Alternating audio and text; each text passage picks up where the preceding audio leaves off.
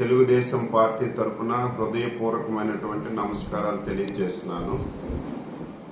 రాష్ట్ర ముఖ్యమంత్రి ఒక అబద్ధాల కోరు. ఆయన జీవితమే అబద్ధాల మీద బతుకుతున్నటువంటి జీవితం.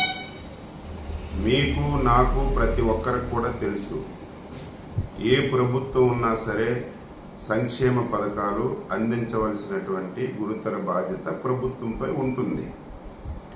ఈ మధ్యన ఒక పెద్ద డ్రామాకి జగన్మోహన్ రెడ్డి వైసీపీ నాయకులు తెర తీసినటువంటి విషయాన్ని రాష్ట్ర ప్రజల దృష్టికి తీసుకురావాలనే ఉద్దేశంతోనే ఈరోజు మీ ముందుకు వచ్చానని చెప్పి తెలియజేస్తున్నాను.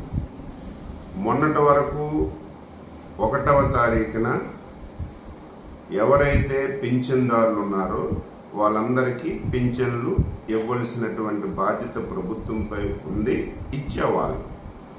ఇప్పుడు ఎన్నికల కోడ్ వచ్చింది.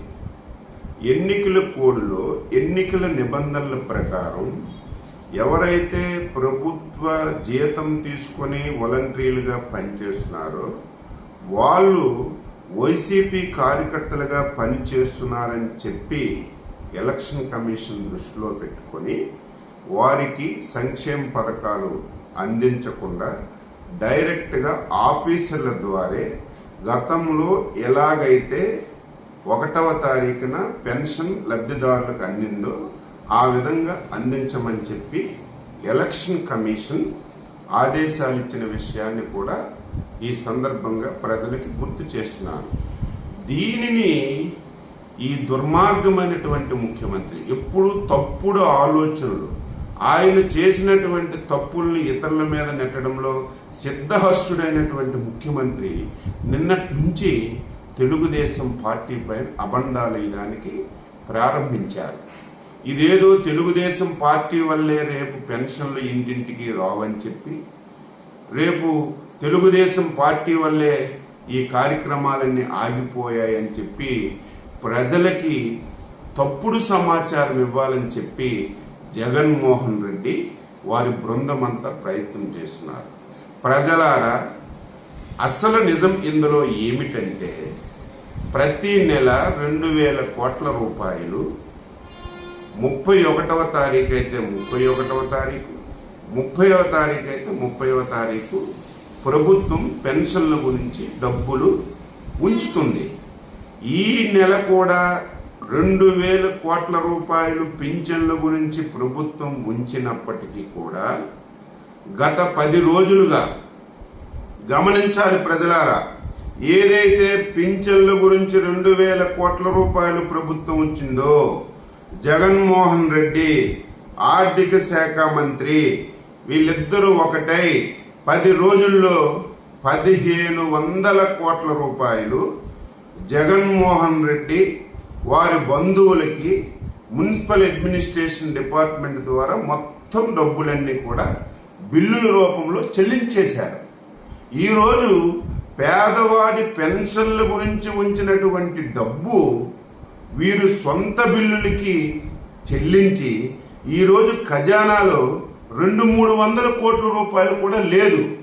రేపు పింఛన్లు ఇవ్వడానికి కూడా అవకాశం లేదు. కాబట్టి రేపు మళ్ళీ ఈ తప్పుడు సమాచారాన్ని, ఈరోజు పింఛన్లు అందడం లేదంటే తెలుగుదేశం వాళ్ళ వల్ల అవ్వడం లేదు, తెలుగుదేశం వాళ్ళ వల్ల అందడం లేదని చెప్పి ఒక తప్పుడు సమాచారం ఇవ్వాలని ఒక దుర్మార్గమైనటువంటి ఆలోచనతో ఈ జగన్మోహన్ రెడ్డి ప్రయత్నం చేస్తున్నాడు.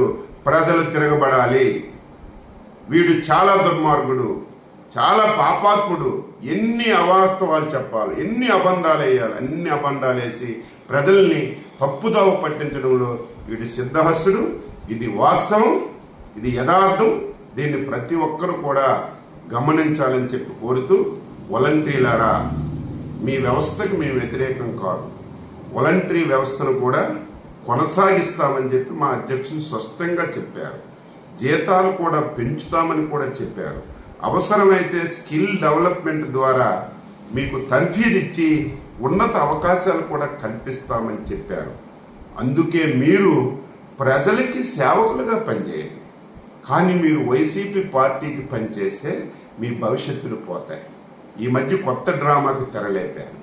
మీరు రాజీనామా చేసేయండి, మీరు పార్టీ కార్యకర్తలుగా పనిచేయండి అని చెప్పి వైసీపీ వాళ్ళు ప్రజలు చేస్తున్నారు.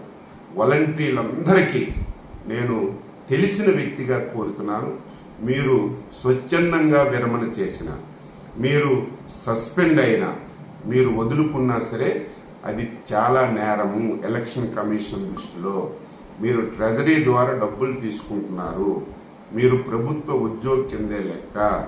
మీరు సస్పెండ్ అయినా, మీరు రాజీనామా చేసినా, మీరు వైసీపీ కింద పనిచేస్తే మీ మీద చట్ట ప్రకారం ఎలక్షన్ కమిషన్ కేసులు పెడతారు. కేసులు పెడితే రేపు భవిష్యత్తులో మీ జీవితాలన్నీ కూడా నాశనం అవుతాయి. ప్రభుత్వ ఉద్యోగానికి వెళ్ళాలంటే అవకాశం ఉండదు, ప్రైవేట్ ఉద్యోగానికి వెళ్ళాలంటే అవకాశం ఉండదు. దయవుంచి వాలంటీర్లందరికీ నేను కోరుతున్నాను, మీ జీవితాలు మీరు బాగు చేసుకోండి. ఈ దుర్మార్గుల మాట వినకుండా మీరు ఉండాలని చెప్పి నేను ఒక ఎల్డర్గా, తెలిసిన వ్యక్తిగా వాలంటీర్లందరికీ కూడా ఈ సందర్భంగా కోరుతున్నాను.